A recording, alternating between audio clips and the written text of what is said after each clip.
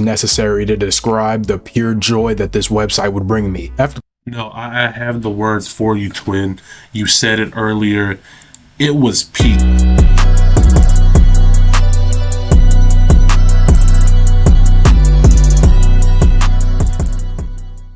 Today we're going to be reacting to We Have to Talk About Cool Math.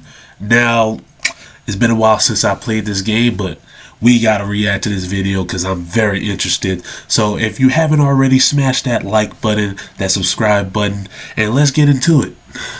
Cool Math Games, the website you'd have to sneak on in the middle of class just for a second to play a game. Then all of a sudden you see your teacher walking towards you out of the corner of your eye. You try to hit that Alt-Tab button, but it's too late. You're cooked. Talking about some go ahead and log out for me. I can sum up the entire experience in one single word: peak. Cool Math Games is hands down on our pinky toes. Yes, our pinky toes. The best gaming site we had in school. I don't even think I have the words necessary to describe the pure joy that this website would bring me. No, I have the words for you, twin. You said it earlier. It was peak. This was the best game I ever played since elementary school. I'm not gonna lie. We competed. We even had like one of those we even had tournaments for playing some of these games, which was very, very peak. I'm not gonna lie. This was one of the best games of all times to ever exist in elementary school. I'm not gonna lie. If you think Cool Math was one of the best games y'all played in elementary school, middle school, get in that that comment button or whatever and type whatever you want, I guess. Taking random diagnostics and doing unnecessary assignments, I found sanctuary on this site. Try and remember for a second that feeling you'd get when you type in Cool Math Games. It drew you in and it didn't let go, all with the use of the legendary games they provided us. I don't know if it's just me, but the games on this site felt nothing like normal video games. We had Run 3, which is my personal favorite. That's my personal favorite too. I'm not gonna lie, that was my personal favorite. I used to play this game so much it was honestly kind of embarrassing. Goodness. Ironically though, I don't think I ever got past the green little variation. Oh, I was locked into it. I'm not gonna lie. I like in elementary school, I was very, very locked in playing Run 3 because I wanted that skin so badly. I was so locked in playing that. To be honest with you, this was one of my favorite games playing like in elementary school of all time, period. Not gonna lie to you. Cool Matt was doing his thing back in the day.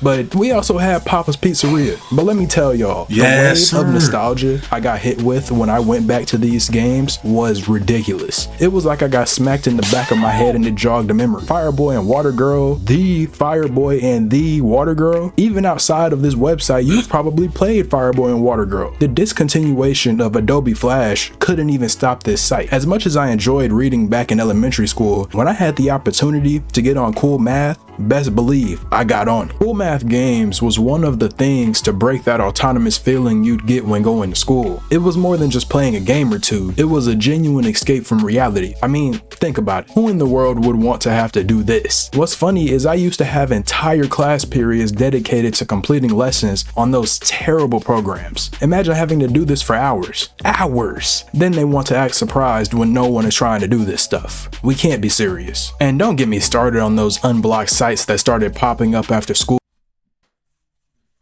My goodness, the stories I can tell you behind me doing. In middle school, there was a game that we just discovered in a class called Read 180. Anybody heard of that class before? Type in the comments down below. Read 180, I had a bunch of interesting characters in that class, but that's besides the point. Me and them found a game called Raise. 1, 2, and 3, and it was amazing. In fact, I still play it. In fact, I think they still have it on what's called Crazy Games. But that's one of the best games we ever played out of that classroom because it was just peak, and we found cheat codes and everything. That was a fun game. I'm not gonna lie to you. There's a lot of if you was ever in elementary school, somewhere around like your 10th or 12th year, I guess, or years old, it was a fun game. I'm not gonna lie. Like all the games that he's gonna list, hopefully that he lists Yo, I'm gonna let him continue before I start. Districts began using website blocking softwares. The unblocked sites were amazing. I felt like I was breaking so many rules by getting on these sites. I felt like I was hacking the hardware of some mainframe or something. I mean, I wasn't, but it for sure felt like it. How are they gonna block the only sites that provide some sort of comfort during school, but then only give us access to mind-numbing modern torture? Not all of it, but a good majority of educational tools are hot garbage. The distraction aspect I understand, but I don't know, it just feels wrong to pull the only plug on the only thing that provides us some comfort. You don't have to punish every student because a couple students aren't paying attention. And compared to other things we were made to do, this website was like finding a needle in a haystack, making us take our ready diagnostics and doing repetitive lessons that don't teach you anything for real. Yeah, it really did it. It really did it. Because if you ever was back in that, like, I don't know if they still do Read 180 today, but it wasn't really teaching me anything besides reading. And, like, I know reading is a part of, you know, life and stuff like that, but at the same time, did it really teach us something? I'm not sure anymore at this point. But back then, we just played on these games, these sites, and it was amazing. Not gonna lie, killed half of my day in high school when I was feeling down bad. But you're just doing it to get it out of the way, halfway paying attention because, let's be honest, you couldn't care less. Are video games distracting and can cause a disruption in class? Absolutely. For sure, that's a given. But as I've said before, as someone that genuinely enjoys learning, I as a student should feel like I'm missing out on the lesson that I'm being taught, not just being told the exact same thing in different fonts over and over and over again. But that's just me though. That's the Cool Math Games experience though, y'all. Let me know what else you want to see. My goodness, bro. That was the times, bro. That was the times. I really loved playing Cool Math as a kid. It was very amazing and stuff like that. That was peak. I'm not gonna lie, but you know, I can't really give it any justice. Y'all people in the comments down below, tell me if you ever played Cool Math, bro. Cool Math was that. Know what I'm saying? Anyways, thank you for watching.